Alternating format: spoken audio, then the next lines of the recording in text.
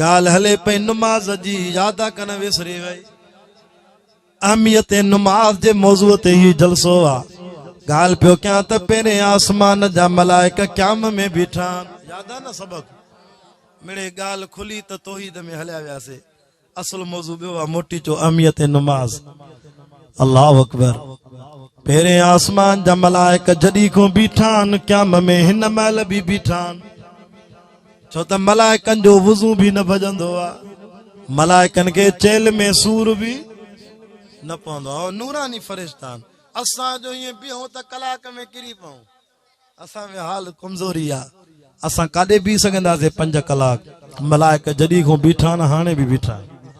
क़यामत ताईं बीठा हूंदा अल्लाह से तू असां जे नमाज जी केड़ी जरूरत आ यो रब जी मेहरबानी थी जो पंहिंजे दर ते घुरावई तो तुझो थोरो ना आहे अल्लाह दे हुन जे दर ते त 24 कलाक नमाज थी हले वरी फरमाए मां मेराज जी रात बे आसमान जा मलाइका ॾिठा जेके रुकूअ में मुझे रब जी तारीफ़ पिया कनि वरी मां ॾिठा 3 आसमान जा मलाइका सजदे में पिया तारीफ़ कनि 4थे आसमान जा मलाइका रब जे दर ते नमाज पिया पढ़नि असां जलसे वारी सूरत में 5 आसमान जा मलाइका अतहियात वारी सूरत में रब जी तारीफ़ पिया कनि ये नबी से फरमा मां 7 आसमान जा मलाइका ॾिठा चेन आंगुरनि जेतिरी जगह खाली कोन हुई जिबरील चो से जडी को बीठान क़यामत जे सुबह ताईं अल्लाह जी तारीफ़ में बीठान हां अल्लाह जी तारीफ़ हले थी असां अञा रात जो समझदाऊं 11 12 पर मलाइका अञा ते बीठा हूंदा नमाज रब खे असां जो थोरो न रब जो असां ते थोरो आ हलो नमाज रुगो मलाइकन के न मिली मुझो मुर्शिद हजरत से बेर वारो सई अब्दुल करीम कुरैशी रहमतुल्लाह अलैह जंहिंजी कब्र मो 7 ॾींहं जन्नत जी खुशबू आई मुझे बाबे साईं मौलाना सैयद अब्दुल गफूर शाह बुखारी जो उस्ताद हो मां हिते कुर्सीअ ते वेही 2 लफ़्ज़ वाइज़ जा ॿुधायां तो मां के भी बचपन में साईं बेर वारे दुआ कई मुझे मथे ते हथ रखी साईं चयो अल्लाह से हिन जे दिमाग़ को दीन जो कम वठ जाए खुदा जो कसम मुझो मुरब्बी मुझो मुर्शिद हजरत साईं वडो बेर वारो रहमतुल्लाह अलैह अल्लाह वे फरमाइंदा तकरीर में ओ बेनमाजियो नमाजी थियो न त अल्लाह से के ता जी परवाह ना है छो त रब जे दर ते त जानवर भी नमाज था पढ़न ए बकरियों शेला घटा रिढा मेहूं ये भी नमाज पढ़न थियूं अड़े बेनमाजी को त या कारी में भी भली आ जेका अल्लाह के सजदो दे थी अल्लाह जे दर ते नमाज थी पढ़े साहबा पुछंदा साईं जानवरन जी नमाज कीअं फरमाए जने आज़ान मिलंदी आ दोस्तो हिकड़ी आज़ान तवा जे बखर जमाली जे इलाके में मस्जिद मो ज़िले मटियारी जी मस्जिद मो आज़ान थी अचे पर जने नमाज जो टाइम दाखिल थींदो आ हिकड़ी आज़ान रब जो फरिश्तो भी ॾींदो आ उहा बग़ैर लाउड जे आज़ान अल्लाह ताला सवाइ जिन्नन और इंसानन जे सजी दुनिया में तो उन जो आवाज हर मखलूक के बुधाए फरमाए पो जडे नमाज जो टाइम थींदो आ त इनन जानवरन के वुजू जी जरूरत न है इनन जानवरन के अल्लाह कामिल नमाज न ॾिनी आ इनन जानवरन के बकरियों शेला घटा रिडा उठ डाचियूं वाड़ा वणियूं गाबा डांद मेयूं वछियूं सान इनन के अल्लाह से नमाज जो हिकड़ो रुकुन ॾिनो आ रुकू वारी नमाज ये जमीन ते रुकू वारी हालत में रब जी तारीफ कंदान पर यारो तवां असां के समझ में न ईंदे रब कुरान में चई छड़ियो वला किल्ला तफक़हून तस्बीहहुम जानवर भी मां अल्लाह जे दर ते मुझी तारीफ ता कन ता के समझ में न ईंदी मां रब तो समझा तडे त हाजी इमदादुल्ला जो पुराणो मौलूदा न चवंदो न कई जानवर था झंगन में गुज़ारन समर साण तिन के नकी बाहे बारन असुर जो उथी पांजो साईं पुकारन उञायल बुखायल उहे के खराया सो अल्लाह अल्लाह वाह सो अल्लाह अल्लाह वाह इनन जानवरन के अल्लाह से रुगो रुको वारी नमाज ॾिनी इनन के वुज़ू जी भी जरूरत न आहे मैं किथे पेशाब करे किथे छेणो लाए त मैं के पंहिंजी जगह धोइण जी जरूरत भी न आहे छो त हो जानवरन बाक़ी तू असां अशरफुल मखलूकात इंसान आयो अदा वुज़ू मिलियो आ त इन अशरफुल मखलूकात इंसान के मिलियो आ इंसानो तवा 5 वक्त वुजू करे नमाज पढ़ दो क़यामत जे ॾींहुं तांजे जिस्म जा 5 युज़वा चोॾीअ जे चंड खां वधीक चमकंदा मां मोहम्मद सुञाणे हथ पकड़े तांखे जन्नत में वठी वेंदुसि वो तो बेनमाज़ी को या कारी में भली आ जेका नमाज तो पढ़े थी हिन के चो हल नमाज ते साईं दुआ कजाए पढ़दा से अला कड़ी दुआ लगंदी मुफ्ती साहब हां से ये तवा जो रोड आ बाईपास जितो मां आयो से हेडे शमीर राव स्टॉप को हां सही इतो ये रोड वने तो हेडे हैदराबाद हेडे रोड वने तो सखर मां भी एडो आयो सखर का शिकारपुर को हाने जे कने के वणो हो जे हैदराबाद वरे गाड़ी जो मुंह करे सखर साईं हबीबुल्लाह जा दुआ कजाए हैदराबाद तो वना अब्बा ए गाड़ी जो मुंह तो सखर आ हैदराबाद त हिया न वना सखर तो सैयद जी दुआ सा हैदराबाद सच्ची बुधायो यो पहुंची वेंदो हैदराबाद यो सखर को भी मोटी इंदो इने के दुआ लगदी न मुआरी मुझे मुर्शिद हजरत साईं अब्दुल समद हाले जी वारा अल्लाह उनन जी कब्र ते रहमत करे हाने ताज़ो वफात करे विया साईं अब्दुल समद साहब फरमाइंदा जेको बेनमाज़ी आ न इनके आलिमन जी दुआ भी न लगंदी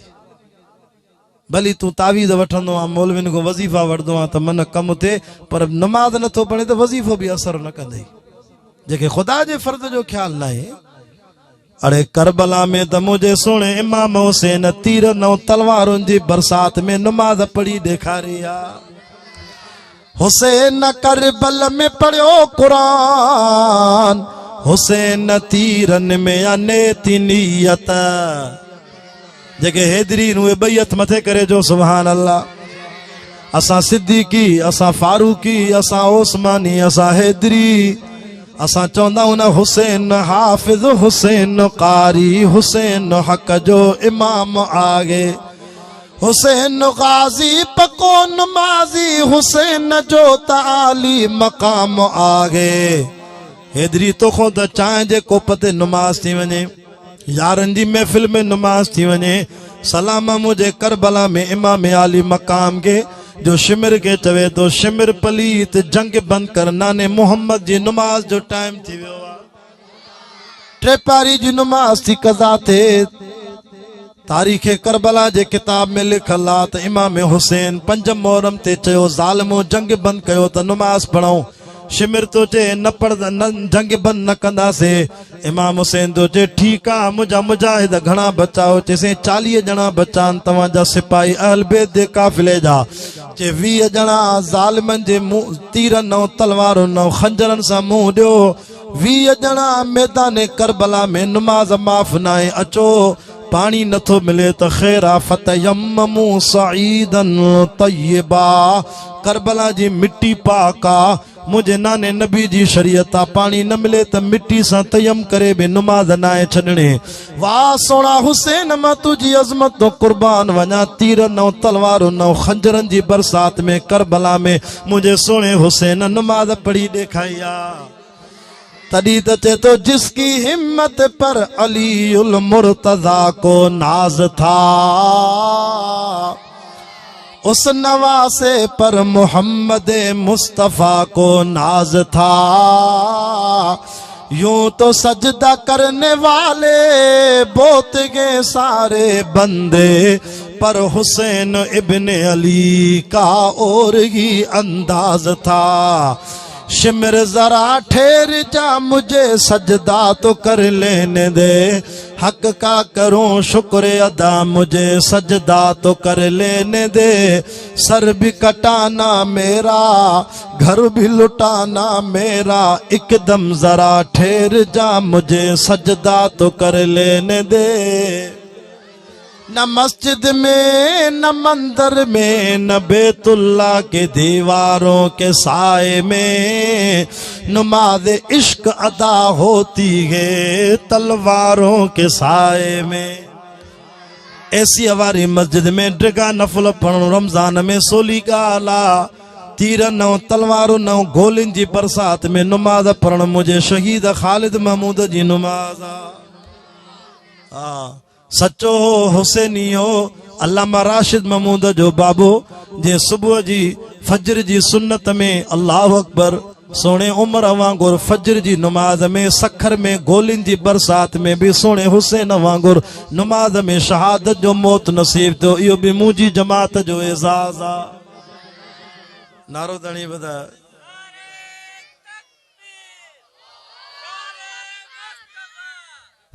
नारे तकबीर,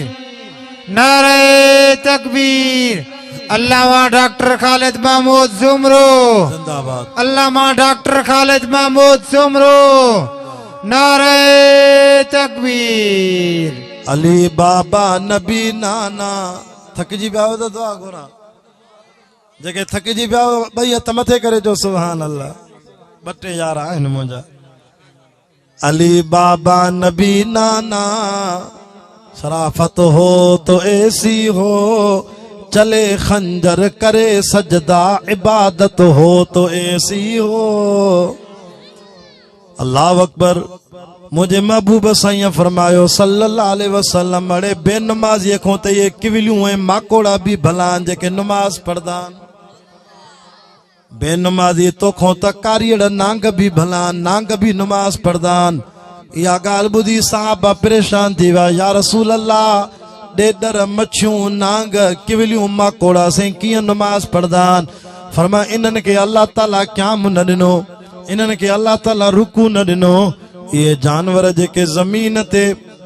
गीस जी हलंदा आहिनि इन्हनि के रब साईं नमाज जो हिकिड़ो रुकन रुगो सजदो ॾिनो आहे। ओ जॾहिं नमाज जो टाइम थींदो आहे ये किविलियूं ऐं माकोड़ा नांग जीत ॼणा ये अल्लाह जे दर ते इहे बि बेनमाज़ीअ खां भला आहिनि जो रब खे सजदो ॾेई रब जी तारीफ़ कंदा आहिनि। अल्लाह बेनमाज़ी तोखों त ये वण भी भलान जेके नमाज पढ़दान। मुझो मुर्शिद साईं बेर वारो रहमतुल्लाह अलैह फरमाइंदो त दोस्तो सिज लही वञे त पोइ के वण जे पन जी लाम के पन के न पटींदा कयो। साईं छो? फरमा सॼी दुनिया जा वणनि जा पन भी सिज लथे जी नमाज खां पोइ कादरी तरीक़े वारो ज़िक्र कंदा आहिनि। ला इलाहा इल्लल्लाहु ला इलाहा इल्लल्लाहु इल्लल्लाह इल्लल्लाह अल्लाह अल्लाह हू जी तस्बीह पढ़दान। तॾहिं त असांजी खानकाउनि में तव्हां वञो दरगाह हाले जी शरीफ़ वञो दरगाह सुमराणी शरीफ़ वञो अवांजे पाड़े जी दरगाह शाहपुर चाकर वञो असांजे पाड़े जी दरगाह जरार पहोड़ वञो दरगाह बेर शरीफ़ वञो हाले जी शरीफ़ वञो बुज़ुर्गनि जी दरगाहुनि खानकान ते ॾिसो अॼु बि कादरी तरीक़े जो ज़िक्र हली रहियो आहे। वञो वञो तरीक़ो ॾिसी जो चिश्ती बुज़ुर्गनि ने वञो हासे नक्शबंदी बुज़ुर्गनि ने वञो सहरवर्ती वारनि ने वञो। अल्हम्दुलिल्लाह चारई देवबंदियुनि जा सिलसिला ज़िक्र जा हलनि था। वञी अल्लाह वारनि जे हथ ते बैयत कयो। फितने जो ज़मानो अथव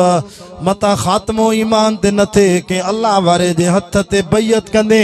ज़िक्र अज़कार शुरू कंदे त इंशाअल्लाह ख़ात्मो कलमे ईमान सां थींदई। अल्लाह अकबर। मुझे साईं फरमायो त वणनि जा पन भी अल्लाह जो ज़िक्र कंदा आहिनि ऐं जेके भी वण अथव को निम जो वण वा को बेदमुश्क जो वण वा को अंगूरनि जो बाग आहे को अंबनि जो बाग आहे को ज़ैतूननि जो बाग आहे इहे वण भी नमाज पढ़दा आहिनि। साहबा फरमा साईं कीअं वणनि जी नमाज? फरमा वणनि खे अल्लाह रुकू न ॾिनो रब सजदो न ॾिनो अतहियात न ॾिनो। वणनि खे रब चयो तव्हांखे हिकिड़ो रुकन आहे नमाज जो जेसी ताईं बीठा हो नमाज जो टाइम थिए त क़याम में मां अल्लाह जी तारीफ़ कजो। रहमतुल्लाह आलमीन नबी से फरमायो त मुंहिंजी उम्मत जे बेनमाज़िल को त सॼी दुनिया जा जबल भी भलान जबल भी नमाज पढ़दान। ओ जलसाए अहमियत नमाज कॉन्फ्रेंस में अचण वारो अल्लाह अकबर। साईं जबल कीअं नमाज पढ़दान या रसूल अल्लाह सल्लल्लाहु अलैहि वसल्लम। मुझे साईं फरमायो जबलनि के अल्लाह साईं अतहियात वारी नमाज ॾिनी आहे। वल जिबाल औतादा तव्हां जबल न ॾिठा हूंदा मां क़ुरान जे सदके वॾा वॾा जबल ॾिसी आहियां। मके मदीने में वियोसि मां उते भी ॾिसी आयुमि। अल्लाह जाने मां हेॾे बलोचिस्तान जी कुंड कुर्श में क़ुरान पढ़ी आहियां। डेरा मुराद जमाली टीपुल भागनाड़ी झलमक्सी सिब्बी नोशकी कोयटा कलात खुजदार वंगू करख हब लसबेला बागड़े ची तहसील सन्नी ज़िला कच्ची पंजगूर जा इलाका कराची को 600 किलोमीटर परे ग्वादर जा इलाका आहिनि क़ुरान जे सदके रब मूंखे घुमाया मां उते ॾिठमि वॾा वॾा जबल आया जबलनि जे विच में असांजा जबलनि जे भर में असांजा जलसा हे त तव्हांजी जमात जेका इहा इहा थोरी जमात आहे बागड़ेची में तहसील सन्नी में ज़िला कच्ची में जबलनि में वॾो इज्तिमा थियो आख़िरी बयान सैयद हबीबुल्ला शाह जो थियो दुआ थी एॾी जमात आई जॾहिं जलसो पूरो थियो मां गुनाहगार अखियुनि सां ॾिठो हिकु हिकु मोटर साइकिल ते 4-4 माण्हू वेही क़ुरान ॿुधण आया वॾो इज्तिमा हो सुभान अल्लाह जबलनि में ॼण जंगल में मंगल थी वियो वाह जो क़ुरान जो जलसो थियो ये एॾा वॾा जबल बि नमाज़ था पढ़नि साईं कीअं नमाज़ पढ़दान चे इन्हनि खे क़याम कोन्हे रुकू कोन्हे सजदो कोन्हे इन्हनि खे अतहियात जी सूरत वारी नमाज़ रब ॾिनी आहे पोइ जॾहिं वारो आयो मिठे मोहम्मद रसूलुल्लाह जी सरदारी उम्मत जो वारो आयो अल्लाह फरमायो जिब्रील जी रब्बे जलील हाणे कंहिंखे नमाज़ ॾियां साईं जिन जो नबी सभिनी नबियनि जो सरदार आहे हाणे उन उम्मत जो वारो आहे रब उनखे उन उम्मत खे नमाज़ जो तोहफ़ो ॾे या अल्लाह जिन जो नबी सभिनी नबियनि जो सरदार आहे जिन जो जुमे जो ॾींहुं सभिनी ॾींहंनि जो सरदार आहे जिन जो रमज़ान जो महीनो सभिनी महीननि जो सरदार आहे जिन जी लैलतुल क़द्र जी रात सॼे साल जे रातिनि जी सरदार आहे पोइ मुंहिंजे साईं फरमायो मुंहिंजी उम्मत खे अल्लाह ताला 18,000 मखलूक जी नमाज़ सॼी जमा करे अल्लाह फरमा सोना नबी जेको तुंहिंजो उम्मती हाणे बरकत फजर जो फर्ज़ पढ़ंदो जंहिंमें क़याम बि आहे रुकू बि आहे सजदो बि आहे अतहियात बि आहे सलाम बि आहे हाणे तुंहिंजो उम्मती रुगो सुबुह जो बरकत फर्ज़ पढ़े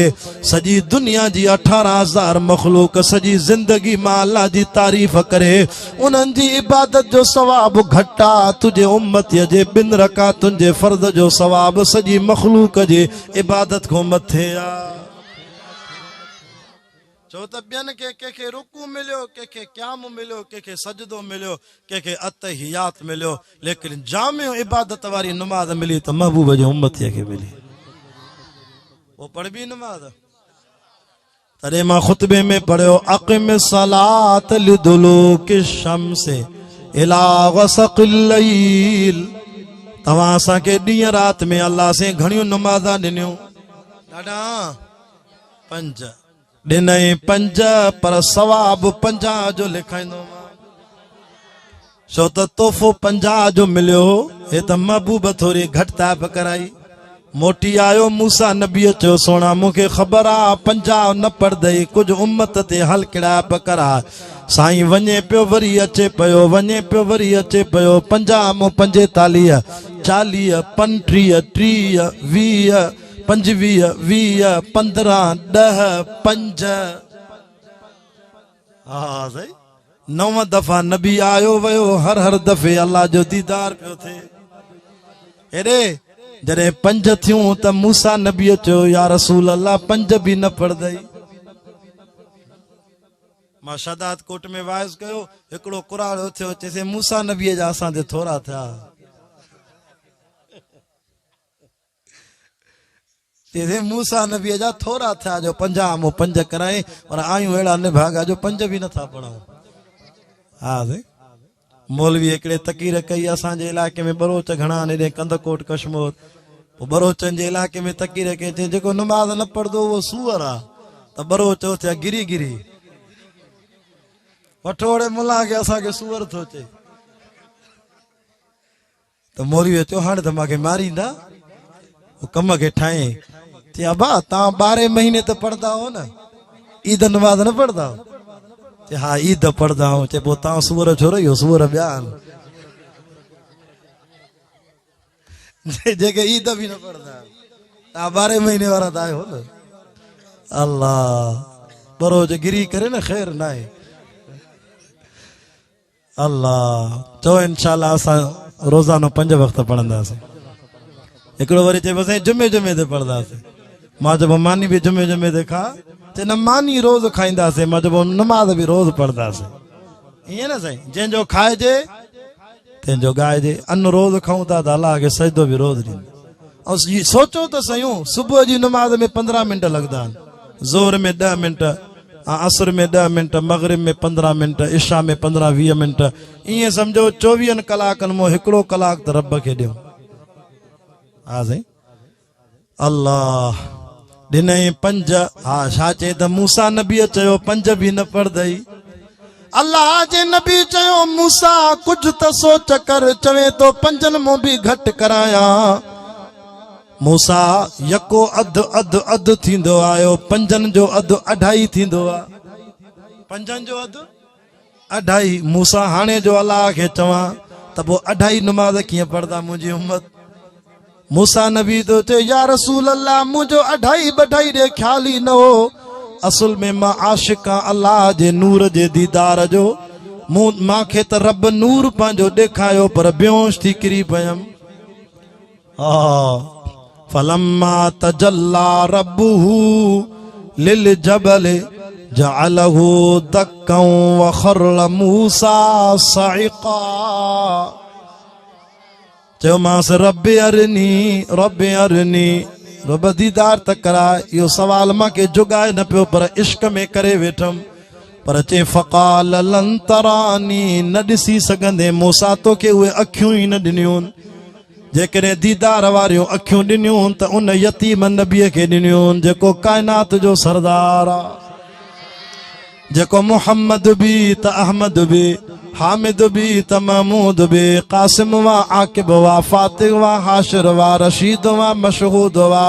बशीर वा, नज़ीर वा, शाफिया, हादिया, मदिया, मागिया, मुंजिया, नागिया, रसूल नबिया, हाशमी सैयद वा, अबतगिया, अजीज नबिया, हरीस नबिया, रऊफ नबिया, ताहा मुजतबा, तासीन मुर्तजा, हामीम मुस्तफा। तवज्जो कयो कलाक थी वियो पर तव्हांजी मोहब्बत में 2-3 मिनट हलां दो। चओ सुभान अल्लाह। मूसा तू कलीमुल्लाह आया, हबीबुल्लाह आया, नजीउल्लाह आया, सफीउल्लाह आया, खातमुल अंबिया, अव्वल नबी, आखिर नबी, ज़ाहिर नबी, बातिन नबी, हाशिर नबी, रशीद नबी, मशहूद नबी, बशीर नबी। मूसा दीदार उनखे कराईंदुमि जेको क़ुरान मजीद जो हाफ़िज़ वा, कामिल वा, सादिक वा, अमीन वा, अब्दुल्लाह, कलीमुल्लाह, हबीबुल्लाह, नजीउल्लाह, सफ़ीउल्लाह। अरे मुशरिकनि जे मौलविन खे कहिड़ी ख़बर नबी साईं छा थींदो आहे जे हुज़ूर जे शान खे सुञाणनि त ही उलमा देवबंद सुञाणनि। बहु शाबान पियो चए साईं टाइम वधीक ॾिजांइ, मोहब्बत में तव्हांखे घुरायो आहे, अल्लाह क़बूल फरमाए। तवज्जो कयो। ओ मूसा मां दीदार उनखे कराईंदुमि जेको कलीमुल्लाह, हबीबुल्लाह, नजीउल्लाह, सफ़ीउल्लाह, खातमुल अंबिया, अव्वल नबी, आखिर नबी, ज़ाहिर नबी, बातिन नबी, नबीउर रहमत, यतीम वा, करीम वा, मुजीब वा, शकूर वा, मुक़तसिद वा, रसूलुल मलया, रसूलुर रहमत, रसूलुल अव्वल, रसूलुल आखिर वा, रसूलुल इंसान, रसूलुल मलाइकत, रसूलुल जिन्नात। मूसा तो जे मौला सॼो दीदार नबी साईं खे कराईंजा पर मांखे खणी थोरो करा। रब चयो मूसा एतिरो तो दीदार करायां जेतिरो सुईअ जो सोराख़ थींदो आहे। दोस्तो सुईअ जो सोराख़ हेॾो थींदो आहे, सनड़ो थींदो आहे, किविल जेतिरो नंढो दीदार चे एतिरो बि मौला कराए महाराज़ी आहे। क़ुरान तो चे जॾहिं नूर जी तजल्ली सुईअ जे सोराख़ जेतिरी रब जबल ते सटी, मूसा बेहोश थी किरी पियो पर जबल भी अल्लाह जे नूर में सड़ी वियो। जॾहिं होश में आयो चे क़ाल सुब्हानक तुबतु इलैका, मौला बस मां हाणे रुजू कयो, ॿीहर अहिड़ो सवाल न कंदुमि। रब चयो मूसा तुंहिंजी अखियुनि में उहो कमाल ई न, इहे अखियूं ॾिनियूं त यतीम नबी खे ॾिनियूं जो जुतीअ सां फर्शनि को घुराए अर्शनि ते दीदार कराईंदोमांसि।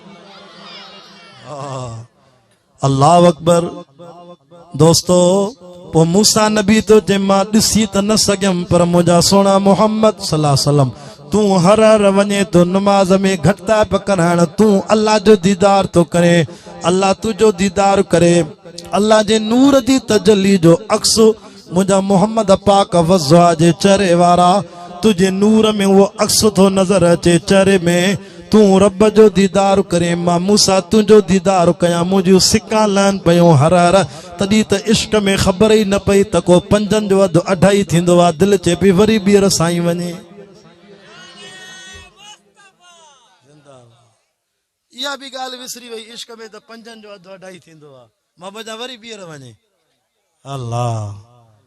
हा मूसा नबीअ जो असां ते थोरो न आहे हुनखे पंहिंजो कमु हुयो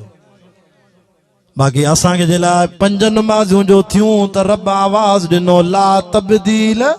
ले कलिमातिल्लाह मां अलाह जी ॻाल्हि न फिरंदी आहे सोना ॾिनियूं पंज तमान पर सवाब 50 जो ॾींदोमान नबी साईं जो मौला मुंहिंजी उम्मत जो इहो सवाब घटि आहे अञा वधा चे जेको तुंहिंजो उम्मती भला वुज़ू में ॾंदड़ हणी करे नमाज़ पढ़े पढ़ंदो हिकु फर्ज़ मां सवाब 70 नमाज़ जो ॾींदोमांसि नबी उम्मत केॾो महिरबाना वरी रब साईं खे चे मौला 70 बि घटि आहे मुंहिंजी उम्मत खे अञा वधा अल्लाह फरमा सोना जेको तुंहिंजो उम्मती वुज़ू में ॾंदड़ हणे वरी पटको पाए नमाज़ पढ़े पढ़ंदो हिकु फर्ज़ सवाब 100 फर्ज़ जो ॾींदोमांसि या अल्लाह मुंहिंजी उम्मत जो 100 सवाब बि घटि आहे अञा वधाए वद्दुहा वल्लैलि इज़ा सजा मा वद्दअक रब्बुक वमा क़ला वलल आखिरतु खैरुल लक मिनल ऊला वलसौफ युअतीक रब्बुक फतरज़ा नबी तूं घुरदो वञ मां अल्लाह ॾींदो वञा अल्लाह मां त इशारो ॾियण आयो आहे इश्क में आयो आहे क़ुरान जा आशिको दीन जा परवानो केॾो त नबी हिन उम्मत ते महिरबान आहे या अल्लाह अञा वधा चे जेको तुंहिंजो उम्मती जामिया मस्जिद में हिकु फर्ज़ पढ़े त मां रब 500 नमाज जे फर्ज़ जो सवाब ॾींदोमान या अल्लाह 500 बि घटि आहे मुंहिंजी उम्मत जो सवाब अञा वधा ओ दोस्तो अहमियत नमाज कॉन्फ्रेंस में अचण वारो नबी केॾो महिरबान आहे या अल्लाह अञा वधाए रब जो सोना जेको तुंहिंजो उम्मती बैतुल मुक़द्दस वारी मस्जिद में नमाज पढ़े जेका फ़लस्तीन जे मुल्क में आहे जिते हिन वक़्तु इसराईल ज़ालिम हमलो थो करे सुब्हानल्लज़ी असरा बिअब्दिही लैलम मिनल मस्जिदिल हराम इलल मस्जिदिल अक़सा जंहिं मस्जिद में पहिरीं आज़ान जिब्रील ॾिनी ऐं 1.25 लख नबियनि खे मिठे मुहम्मद रसूलुल्लाह नमाज पढ़ाई दुआ कयो त अल्लाह ताला इसराईल खे नेस्तो नाबूद करे मज़लूम फ़लस्तीनियुनि जी अल्लाह ताला मदद फरमाए बैतुल मुक़द्दस जी रब साईं हिफ़ाज़त फरमाए हिकु रिवायत में मौलाना ॿुधायो त हिकु रिवायत में मौलाना अब्दुल शकूर दीनपुरी लिखियो आहे जेको बैतुल मुक़द्दस में हिकु फर्ज़ पढ़े त 1000 फर्ज़नि जो सवाब आहे ऐं साईं जन बेर शरीफ वारा फरमाईंदा जेको हिकु फर्ज़ पढ़े त 25,000 नमाज जो सवाब आहे वरी नबी से दुआ घुरी अल्लाह 25,000 बि घटि आहे सनो सोना अञा वधाया जेको तुंहिंजो उम्मती मस्जिद नबी में नमाज पढ़े मस्जिद नबी जिते मुंहिंजे महबूब जो साओ रोज़ो आहे मां दुआ तो कयां अल्लाह तव्हांखे मदीने में जुमो नसीब कराए तॾहिं त चए तो इश्क अहमद अज़लगी से सीने में है मैं यहाँ हूँ मेरा दिल मदीने में है जेको ॾाढा सुभान अल्लाह चवे अल्लाह करे साईं हबीबुल्लाह शाह सां गॾु मदीने हले जेको आहिस्ते चवे अल्लाह करे सईदाबाद खां पंधु वञे मदीने हाँ जेको आहिस्ते चवंदो अल्लाह कंदो पंधु वेंदो जे पंधु वेंदे त पोइ 4 साल लॻंदई जे बुखारी सैयद सां गॾु हलंदे हवाई जहाज़ में कराची गो इंशाअल्लाह पोइ 3 कलाकनि में मदीने हाँ रुगो किराओ पंहिंजो पाण भरजाए बाक़ी हलजाए मूंसां गॾु शाबाना तू न घबराए तोखे असां वठी वेंदासीं तूं ई असांजो बोरची आहे इश्क अहमद अज़लगी से सीने में गए मैं यहाँ घूम मेरा दिल मदीने में गए हे सहाबा की झरमट में बदरुद्दुजा नूर की नूर हर सो मदीने में गए फिक्र जन्नत में भी ऐसी खुशबू नगी जैसी खुशबू नबी के पसीने में गए वाह मुकद्दर अबू बकरो फारूक का जिनका घर रहमतों के खजीने में गए अरे न गलाई जा अबू बकर उमर के मता रबू शिकिल न फिराए छॾे कब्र में असां उन अली जे दरजा नौकरूं जेके हिजरत वारी रात नबी से जे खट ते बिस्तरे ते साई चादर जे हेठों हिकड़ी रात सुतो आ पर अबू बकर उमर के किए न मञा जेके 1400 साल थी विया आहिनि मिठे मोहम्मद जे भाकुर में हाणे भी साए रोज़े में सुता पिया थी। अल्लाह अकबर अल्लाह अकबर। वाह मुकद्दर अबू बकरो फारूक का जिनका घर रहमतों के खजीने में गए बेसहारा न समझे जमाना मुझे मेरे आका का मस्कन मदीने में गए। 11 थी विया आहिनि तवज्जो कर मां खुतबे जूं आयतूं पूरियूं कयां पोइ दुआ घुरां। अल्लाह अकबर मुझे हबीब दुआ घुरी या अल्लाह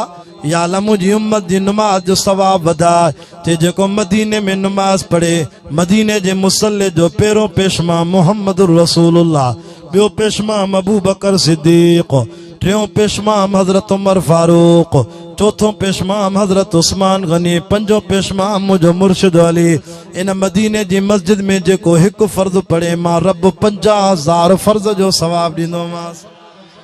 या अल्लाह 50,000 भी घटा मुझी उम्मत जो सवाब अञा वधा जेको तुझो उम्मती मुझा हबीब मस्जिदुल हराम में नमाज पढ़दो जेका काबतुल्लाह वारी मस्जिद आ जेका सॼी दुनिया जी मस्जिदुनि जी अमड़ा क़यामत वेजी थींदी ज़िले मटियारी ज़िले हैदराबाद पूरी दुनिया जे ज़िलनि जूं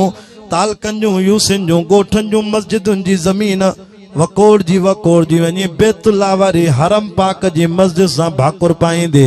इन मस्जिदुल हराम में जेको हिकु फर्ज़ पढ़े त लख नमाज जो सवाब आहे। अल्लाह जे हबीब जो मौला लख भी घटा मुझी उम्मत के अञा वधाए सोना जेको तुझो उम्मत रमज़ान शरीफ में उम्रो करे बैतुल्लाह वारी मस्जिद में हिकु फर्ज़ पढ़े त मां अल्लाह 70 लख फर्ज़न जो सवाब ॾींदोमांसि। पैसा गॾायो त रमज़ान में मके हलूं तूं रुगो 70,000 जी मोबाइल वठ दे बाक़ी मदीने न हलंदी तुझे खीसे में लख लख जी मोबाइल आहे पर मदीने नथो हले। मदीने जा आशिक मोबाइलूं विकणे भी मदीने वेंदा वञो या रसूल अल्लाह दुआ तो घुरे मुझो महबूब या अल्लाह 70 लख भी घटा अञा वधा सोना जेको तुझो उम्मती दीन जे रस्ते में दाई थींदो जिहाद फी सबीलिल्लाह ते वेंदो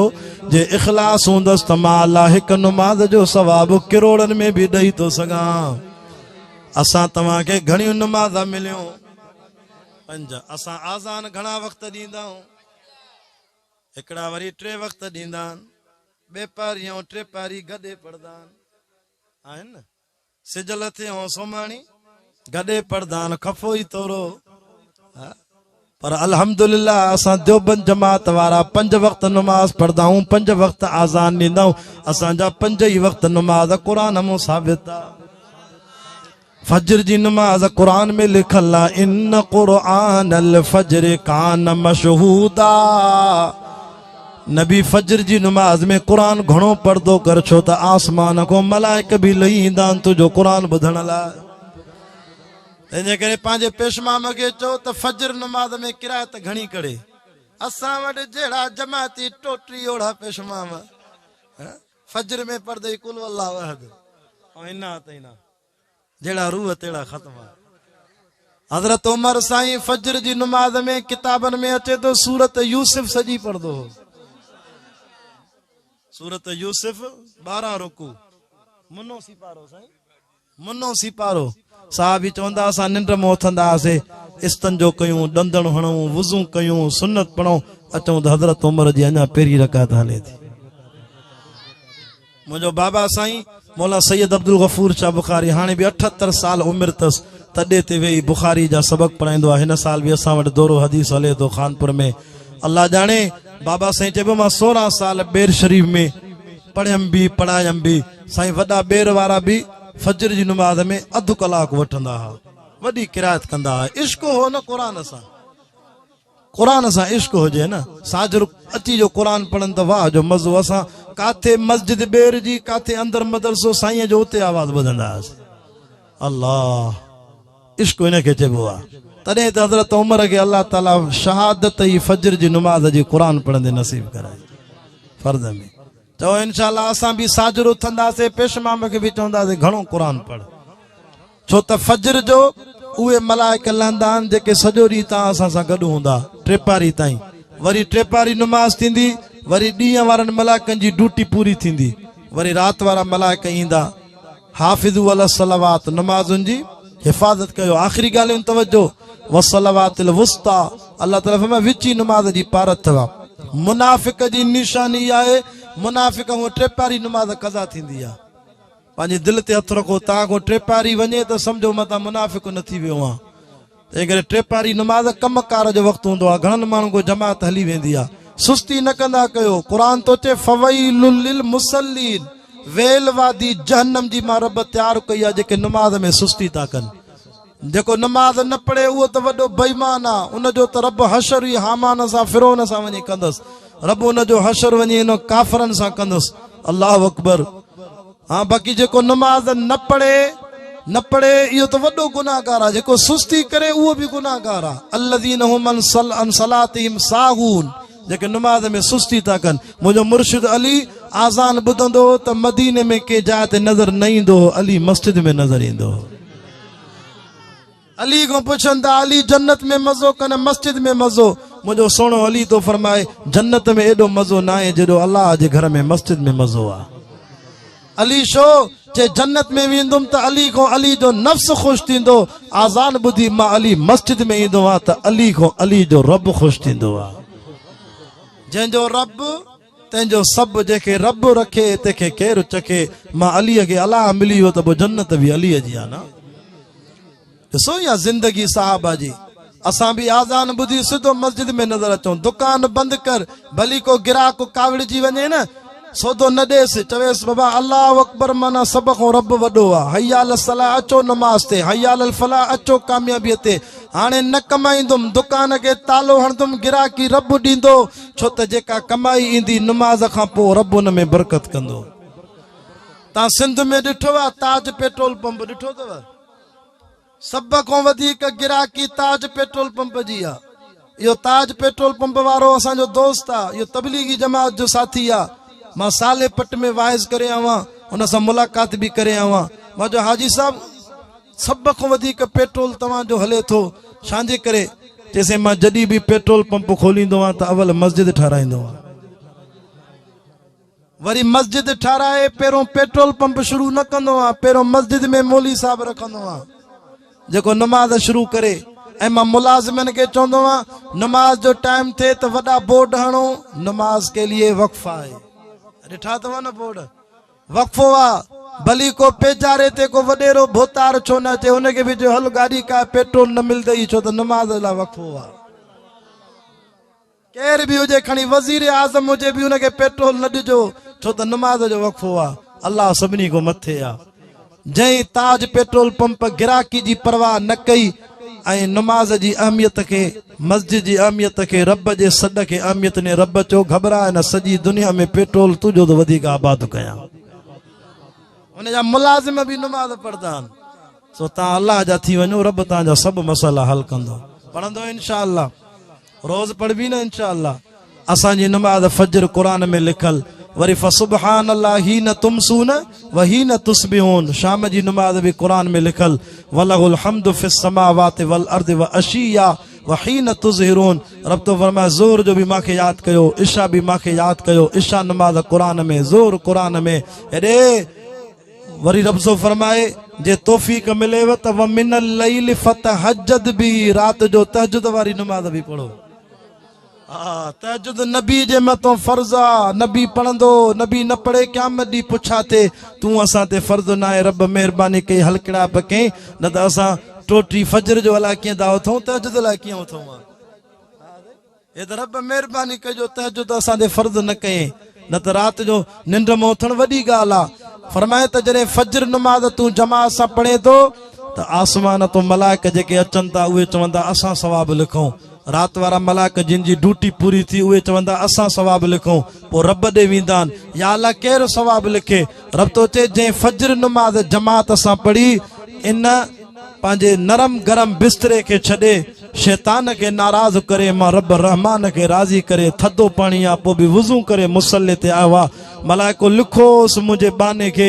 डबल सवाब ॾियोसि। राति वारा मलाइको तव्हां बि सवाब लिखो, ॾींहं वारो तव्हां बि सवाब लिखियोसि। ठेड़ीअ में जलसो हो, ठेड़ीअ में दोस्तो आखिरी ॻाल्हियूं तवज्जो, उथे कोई न दुआ खोग में कोई न वञे। ठेड़ीअ में जलसो हो, मुंहिंजे मुर्शिद साईं ॿेर वारे वॾे रहमतुल्लाह अलैह तक़रीर कई, चए अचो मां साईं अब्दुल करीम ॿेर वारो लिखी थो ॾियां पाकिस्तान में सुभाणे इस्लामी इनक़िलाब ईंदो, पर शर्त आहे माण्हू सभु परेशान मौलवी हाफ़िज़ जमाती ॿेर वारो लिखी थो ॾे त सुभाणे इस्लामी इनक़िलाब ईंदो। चए मुंहिंजो शर्त मञो सुभाणे इनक़िलाब ईंदो, बिना वोट जे इनक़िलाब ईंदो। चइसि कीअं भला शर्त ॿुधायो? साईं जन ॿेर वारनि चयो जेतिरा माण्हू ॻोठ में यूसीअ में तालके में ज़िले में पंहिंजी मस्जिदुनि में जेतिरा माण्हू फजर जुमे नमाज़ ते मस्जिद में ईंदा हो एतिरा माण्हू सुभाणे खां फजर नमाज़ ते अचो, रोज़ फजर पढ़ो जेतिरा जुमे ते नमाज़ पढ़ंदा मां लिखी थो ॾियां पाकिस्तान में इस्लामी इनक़िलाब। हाणे तव्हां पंहिंजी दिलि ते हथु रखो, जुमे नमाज़ ते केतिरी जमात ईंदी आहे, मस्जिद भरिजी वेंदी आहे, जुतियुनि ते माण्हू बीहंदा आहिनि ॿाहिरि वञी दर ते, ऐं फजर में कुल 3 कुराड़ा हिकु पेशमाम किरात बि थोरी, वरी जेके वीचारा ईंदा उहे बि लठ जे सहारे बैटरी ॿारे पुॼंदा, बाक़ी डंडा ॾुटा सुता पिया हूंदा। हा साईं, बाक़ी इनक़िलाब अचे त काॾूं अचे, पंहिंजा हाल इहे आहिनि।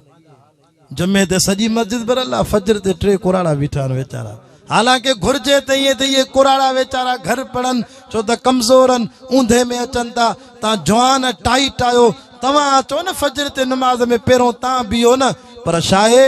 गुनाह करे करे करे असां जवाननि जो जिस्म त टाइट आहे पर असांजो रूह कमज़ोर आहे। रूह मोबाइल ते नंगा फिल्म थो ॾिसे, मोबाइल ते पबजी गेम थो हलाए, मोबाइल ते ग़लत क़िस्म जूं बेहयाई जूं तस्वीरां ॾिसे थो, सॼो ॾींहुं ज़ुबान ते गारियूं किना हाल जुआ शराब ज़िना रंडी बाज़ी छोरे बाज़ी ॿिया ग़लत कम हलाए केॾा थो करे, जंहिंजे करे रूह कमज़ोर थी वियो अथसि, जिस्म त टाइट अथसि। इहा रूहानियत हिन खे शैतान एॾो हमिलो करे वियो आहे जो फजर जो उथण ई नथो ॾिएसि। हे जेके कुराड़ा वेचारा लठ खणी नमाज़ ते अचनि था, इन्हनि जो जिस्म त कमज़ोर आहे पर इन्हनि कुराड़नि जो रूह टाइट आहे, जो इहे पंहिंजा पेर सम्झनि था हाणे क़बर में पिया आहिनि, ॼाण मौत आयो इज़राइल कन खां पकड़े वठी वेंदो। तंहिंजे करे कुराड़ा चवनि था असांजो रूह त खणी, असांजो जिस्म त कमज़ोर आहे पर रूह ला इलाहा इल्लल्लाह जे करे एॾो टाइट थी वियो आहे, क़बर जो भो आहे, क़यामत जो भो आहे, जो कुराड़ा पहिरीं सिफ़ में सुबुह जो बीठा। सही थो चवां ग़लति थो चवां? हाणे तव्हां पेट जी खुराक जिस्म जो इंतज़ाम कयो था, पर रूह जी खुराक बि त कयो न। रूह जी खुराक एॾी कयो, अल्लाह जे दर ते रो, तौबा कयो, ज़िक्र कयो, अल्लाह जो कसम आहे सलात पढ़ो, क़ुरान खे रोज़ माना सां पढ़ो। जॾहिं रूह जी खुराक टाइट थी वई न, पोइ शैतान ते तूं चढ़ी वेंदे, शैतान तो ते हमलो न कंदो, तूं फजर में पहिरीं सिफ़ में बीठो हूंदे। ॿी हदीस में अचे थो साईं वेठो आलिम सगोरो मुफ्ती साहब पुछो, जेको फजर नथो पढ़े उन जे कन में शैतान मुटी थो वञे। तव्हां चयो न बयान में, अल्लाह अकबर, साईं बि बयान में चई वियो, साईं मौलाना अहमद खान साहब साईं बि चई वियो बयान में, सो अदा जेको फजर पढ़ंदो उहो भली क्रीम साबुण न हणे न त बि हुनजे मुंहं में अल्लाह नमाज़ वारो नूर ॾींदो। हा, नूर नूर खपेव त नमाज़ शुरू कयो, राति जो इशा जी पढ़ो त निंड में सुकून मिलंदव, ऐं फजर पढ़ी यासीन शरीफ़ पढ़ंदे तिलावत कंदे सॼे ॾींहं जे कमनि जो ज़िम्मो बि अल्लाह खणी छॾींदो। पर बि इंशाअल्लाह ऐं तहज्जुद पढ़ंदे त सवाब छा थींदो? असा ऐं यबअसक रब्बुक मक़ाम महमूदा, महशर जे मैदान में हिकिड़ी जाइ आहे मक़ाम महमूद, 1.25 लख नबियनि मां इहा जाइ चूंडे अल्लाह ताला तूं असांजे नबी मिठे मोहम्मद रसूलुल्लाह खे ॾींदो। उते ऐलान थींदो, ओ तहज्जुद पढ़ण वारो अचो नबी साईं जे पोयों मां अल्लाह खे सजदो कयो। 7 ॾींहं 7 रातियूं क़ुरान मजीद जा तफ़सीर लिखनि था, नबी सजदे में हूंदो। साहबा चयो साईं छा पढ़दो? सुभान रबी अला। फरमा मूंखे ख़बर न आहे, अल्लाह मुंहिंजे सीने में तारीफ़ जा जुमला विझंदो वेंदो, मां मोहम्मद जी ज़ुबान अल्लाह जी तारीफ़ कंदी वेंदी। माण्हू चवंदा हाय मां बि तहज्जुद पढ़ा हा, नबी साईं जे पोयों हुजां हा। 4 ॾींहं गुज़री वेंदा, तहज्जुद गुज़ार हेठि पिया हूंदा सजदे में, पोइ अल्लाह जी रहमत खे जोश ईंदो। अल्लाह चवंदो बीहो बीहो, तव्हां तहज्जुद न पढ़ी आया हो पर जेके नमाज़ पढ़ी आया हो उहे बि झुको नबी साईं जे पोयों मां अल्लाह खे सजदो कयो। नमाज़ी जॾहिं झुकंदा त बेनमाज़ी चवंदो मां छो बीठो आहियां, मां बि झुकां। पर मुंहिंजे साईं फरमायो बेनमाज़ीअ ते अल्लाह जी कावड़ हूंदी, उनजी चेल सिधी थी वेंदी, ईअं कमर हेठि झुकंदी न। बेनमाज़ी रोईंदो या अल्लाह मुंहिंजो बाबो सजदे में, मुंहिंजी अम्मा सजदे में, भाइर सजदे में, मां छो बीठो आहियां। अल्लाह चवंदो निभागा तोखे 5 दफ़ा सॾु कयो लाउड ते हली आ पर मुंहिंजे दर ते न आहे। अॼु बीठो हुज बेनमाज़ी तोखे सजदो नसीब न थींदो, छकी थींदो पियो। हाँ साईं, हिकिड़ा वरी चवंदा या अल्लाह असांखे पटको बि आहे, असांखे ॾाढ़ी बि आहे, असां बि हेठि नथा झुकी सघूं, असांजी कमर बि सिधी थी वई आहे, असांखे बि नबी साईं जे पोयों सजदो नसीब नथो थिए। अल्लाह चवंदो तव्हां बिदती आहियो, तव्हां मुशरिक बेईमान हो, तव्हां मूंखे बि सजदा कया। वली शलन को तव्हांजे इलाइक़े में को पीर मुर्शिद सैयद अचे वरी उनजे पेरनि ते किरिया हो, तव्हां त मुशरिकनि पंहिंजे पीरनि जी गाॾीअ जा टायर बि चटिया हा, तव्हां हेठि झुकिया हुयो झंडे ते, कंडे ते, कबर ते। अॼु नबी जे पोयों ज़ालिमो तव्हांखे सजदो नसीब न थींदो। अॼु मां अल्लाह जे करे मुहम्मद पाक जे पोयों मक़ाम महमूद में सजदो उनखे नसीब कराईंदुमि जेको सॼी ज़िंदगी हे नक पेशानी मां अल्लाह जे दर खां सवा ॿिए जे दर ते न झुकाईंदो। हथ मथे करे जो अल्लाह जे दर ते झुकंदासीं। कायदे सिंध अल्लामा राशिद महमूद साहब 31 अक्टूबर ते अवांजे सईदाबाद में अचण वारा आहिनि इंशाअल्लाह। ॾिठो अल्हम्दुलिल्लाह कायदे सिंध जो काफ़िलो ठेड़ी बाईपास को हलियो, वरी कंदकोट कश्मोर, वरी असांजो ज़िलो शिकारपुर, ज़िलो जैकबाद, हर जाइ ते भली मोट मिली आ। कायदे सिंध जी अल्हम्दुलिल्लाह नन्हनि मासूम न्याणियुनि बि इस्तक़बाल कयो आहे। मदीने में मदीने वारो साईं आयो हो, न्याणियुनि इस्तक़बाल कयो हो। ही असांजा उलमा बि नबियनि जे दीन जा हक़ीक़ी वारिसन, जमियत उलमा इस्लाम वारा, मुंहिंजो मुर्शिद साईं अब्दुल कयूम हाले जी वारा, असांजे उलमा जो काफ़िलो जिते बि वञे तो नंढड़ा ॿार बि इस्तक़बाल था कनि, जीअं महबूब मुस्तफ़ा जो इस्तक़बाल कयो हो। हक़ जे आलिमनि जे दीन जा वारिस आहिनि, नबियनि जे दीन जा वारिस आहिनि। पोइ छा ख़्याल आहे, सईदाबाद में हलबो इंशाअल्लाह 31 तारीख़। जमियत जा झंडा हथ में खणी इन्हनि उलमा जे सॾ ते जिते घुराईंदा चो लबैक करे वेंदासीं। अड़े क़यामत जो ॾींहुं थींदो जीअं कणक ऐं सारियुनि में के मिट्टी वारी सारियूं, कुझु मिट्टीअ जा दाणा, कुझु पाणी बि तौर में अघामजी वेंदो आहे। असां गुनाहगार बि इन्हनि आलिमनि सां मिट्टीअ जे मिसल क़यामत ॾींहुं अघामजी मिठे मुहम्मद जी शफ़ा जा हक़दार थींदासीं। अल्लाह ताला मुंहिंजे कलमात खे क़बूल फरमाए, अल्लाह तव्हांजे वेहण खे क़बूल फरमाए। या अल्लाह हीअ केॾी जमात आई, अल्लाह इन्हनि जी हाज़िरी क़बूल फरमाए। मुंहिंजा रब साईं मां अञा 2 आयतुनि जो तफ़सीर ॿुधायो, अञा 5 आयतूं रहिजी वियूं। वरी हिन इलाइक़े में जलसा पिया थींदा, इन रुकूअ खे पूरो कंदुसि। अल्लाह मुंहिंजो ॿुधाइण क़बूल फरमाए। या अल्लाह असांजे दोस्तनि जिन जलसो रखायो आहे, जुमला जमात हिन ॻोठ गदाली ख़ासि खेली वारनि, अल्लाह सभिनी जो ख़ैर क़बूल फरमाए। भाऊ शहबाद असां ॿियनि दोस्तनि सां जिन बि ताउन कयो आहे, अल्लाह इन्हनि जे ताउन खे क़बूल फरमाए। या अल्लाह अॼु अहमियत नमाज जे मौज़ूअ ते गुफ़्तगू थी आहे, तौहीद ते गुफ़्तगू थी आहे। अल्लाह असांखे शेखुल हिंद जे काफ़िले जमियत उलमा इस्लाम जे बुज़ुर्गनि सां ता क़यामत ताल्लुक़ नसीब फरमाए। या अल्लाह असांखे 5 वक़्त नमाज बा जमात सां नसीब फरमाए। मुंहिंजा मौला असां मेरा आहियूं, गुनाहगार आहियूं, पर बेग़ैरत न आहियूं, तौहीद वारा आहियूं। अल्लाह तौहीद जे सदके माफ़ फरमाए। या अल्लाह अमड़ियूं न्याणियूं घर में क़ुरान पई ॿुधनि, अल्लाह उन्हनि खे बि नमाज जी तौफ़ीक़ नसीब फरमाए। मुंहिंजा मौला ओ मुंहिंजा रब साईं नमाज़ीअ खे सकरात में बि इंशाअल्लाह कलमो नसीब थींदो। अल्लाह असांजो ख़ात्मो ईमान कामिल सां, एहसान कामिल सां, इस्लाम कामिल सां नसीब फरमाए। या अल्लाह असांजी ज़ुबान खे ज़िक्र जी तौफ़ीक़ ॾे। या अल्लाह शुक्र जी तौफ़ीक़ ॾे। या अल्लाह सब्र जी तौफ़ीक़ ॾे। मुंहिंजा मौला आख़िरी वक़्तु हुजे असांखे दुनिया मां घुराए, मुंहिंजा रब साईं कलमे सां मौत नसीब फरमाए। या अल्लाह मासूम तालिब वेठा आहिनि, मदरसनि जा महिमान, नबी जा महिमान वेठा आहिनि, अल्लाह इन्हनि जे सीने में क़ुरान हदीस जो इल्मु नसीब फरमाए। इन वाइद जो सवाब, जलसे जो सवाब, रात जा 11:15 थी विया आहिनि। अल्लाह हुज़ूर सल्लल्लाहु अलैहि वसल्लम जे रूह मुबारक खे, सहाबा जे रूहनि खे, सिद्दीक़नि, शहीदनि, इमामनि, अहल बैतनि, करबला जे शहीदनि, औलिया, अल्लाह केॾी जमात आई आहे, कंहिंजो अबो, कंहिंजी अमड़, कंहिंजा भाइर भेनर, नंढा वॾा जेके बि जहान छॾे विया, अल्लाह सभिनी जी क़बरुनि ते क़ुरान जी रहमत जा मींहं वसाए। मुझा मौला घुरण नथो अचे अण घुरियो नसीब फरमा जेके दुआऊं नबी सल्लल्लाहु अलैहि वसल्लम घुरी विया उन में असांजो हिस्सो अता फरमा जंहिं शर खां साईं जन पनाह घुरी असांखे बि बचा मौला मज़लूम फलस्तीनियुनि जी मदद फरमा या अल्लाह असां तुंहिंजी मदद जा मुंतज़िर आहियूं अल्लाह अल्लाह मासूम बच्चन जी हिफ़ाज़त फरमा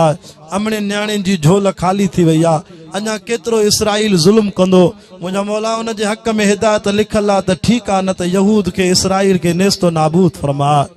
या अल्लाह असांजे क़ाइदे सिंध अल्लामा राशिद महमूद जे समूरे काफ़िले जी इन अमन मार्च काफ़िले जे हर कारकुन जी हिफ़ाज़त फरमा